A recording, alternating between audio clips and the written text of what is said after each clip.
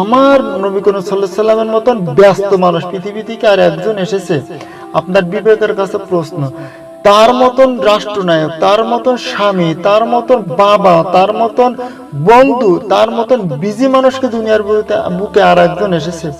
সেই ব্যক্তিটাও কিন্তু তার জীবন দশায় 10 বছর একাধারে প্রতি বছর ইতিকাফে থেকেছেন। আসসালামু আলাইকুম ওয়া রাহমাতুল্লাহি ওয়া বারাকাতুহু। প্রিয় বন্ধুরা, কেমন আছেন সবাই? আশা করছি আপনারা সবাই ভালো আছেন। আল্লাহ পাকের অশেষ রহমতে আমিও ভালো আছি। আজ আমি ইতিকাফ নিয়ে আপনাদের মাঝে দুই একটি কথা বলবো। আমি সবসময় আমি বলে থাকি যে আমি তথাকথিত বা ইয়াং জেনারেশন যেভাবে বোঝে সেভাবে আমি দুই একটি কথা বলার চেষ্টা করি, যদি আল্লাহ রাব্বুল আলামিন আমাকে তৌফিক দান করেন। আজকের আমি আপনাদেরকে একটা বিষয় আলাপ করব, সেটা হলো ইতিকাফ আমরা কেন থাকতে পারি না, ইতিকাফ আমরা কেন, ইতিকাফের প্রতি আমাদের আগ্রহ এত কম। গ্রাম এলাকায় অনেক মসজিদ এরকম আছে যেখানে কিনা একজন ইতিকাফের জন্য লোক রাখতে গেলে লোক ভাড়া করে রাখা লাগে। কারণ ইতিকাফের প্রতি একটা মহল্লায়, একটা গ্রামে হয়তো কয়েকটা মসজিদ আছে, এমন গ্রাম আছে 2 বা 3টা মসজিদ আছে বা তারও বেশি থাকতে পারে, কিন্তু একটা মহল্লায় অনেক লোক কিন্তু থাকে, হাজার হাজার লোক থাকে, কিন্তু একজন লোক ইতিকাফে রাখার মতন মানুষ আমরা পাই না। কারণ হচ্ছে আমরা ইতিকাফ প্রতি আমাদের সেই আগ্রহটা নাই। ইতিকাফ কেন থাকতে হবে এই সম্পর্কে যত আলেম ওলামারা বলুক, আমরা এই বিষয়ে আসলে অতটা আমরা জ্ঞানও রাখি না, যত আলেম ওলামারা ওয়াজ করুক বা নসিহত করুক না কেন। আজ আমি আপনাদেরকে এমন একটি বিষয় আপনাদের সাথে শেয়ার করতে চাই, তাহলে আপনি অবশ্যই ইতিকাফ থাকার চেষ্টা করবেন। যদি এই বছর না থাকেন, আগামী বছর থাকবেন। ইতিকাফটা এমন একটি আমল যেটা আমার রাসূল সাল্লাল্লাহু আলাইহি সাল্লাম থেকেছেন। মেন কথা হলো আমার রাসূল থেকেছেন, আমি থাকবো। এর ভিতরে কি আছে না আছে এত দেখার বিষয় আমার না।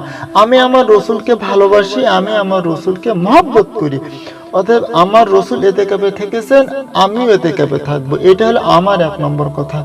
নবী করিম সাল্লাল্লাহু আলাইহি সাল্লাম ইতিকাফে থাকার বলছেন, নবী সাল্লাল্লাহু আলাইহি সাল্লাম বলেছেন, যে ব্যক্তি ইতিকাফে থাকে সেই ব্যক্তির সমস্ত জীবনের গুনাহ মাফ হয়ে যায়।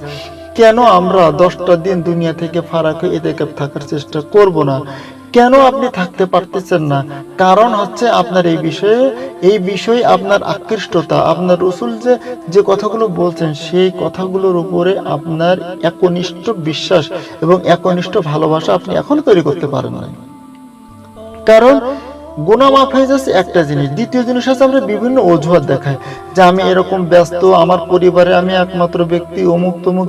এই জন্য রাসূল সাল্লাল্লাহু আলাইহি সাল্লাম কিন্তু ইতিকাফ আমাদেরকে ফরজ করেন না, যদিও কোরআনে কিন্তু ইতিকাফের কথা বলা আছে, তারপরও কিন্তু ইতিকাফ আমাদের জন্য ফরজ নয়। নবী করিম সাল্লাল্লাহু আলাইহি সাল্লাম জানেন যে আপনি ব্যস্ত থাকবেন, নবী করিম সাল্লাল্লাহু আলাইহি সাল্লাম জানতেন যে আপনি আল্লাহ রাব্বুল আলামিন জানতেন যে আপনি পরিবারে একা, আপনি খুব ব্যস্ত মানুষ, আপনি এমন ব্যস্ত, আপনার মতন ব্যস্ত মানুষ আর নেই।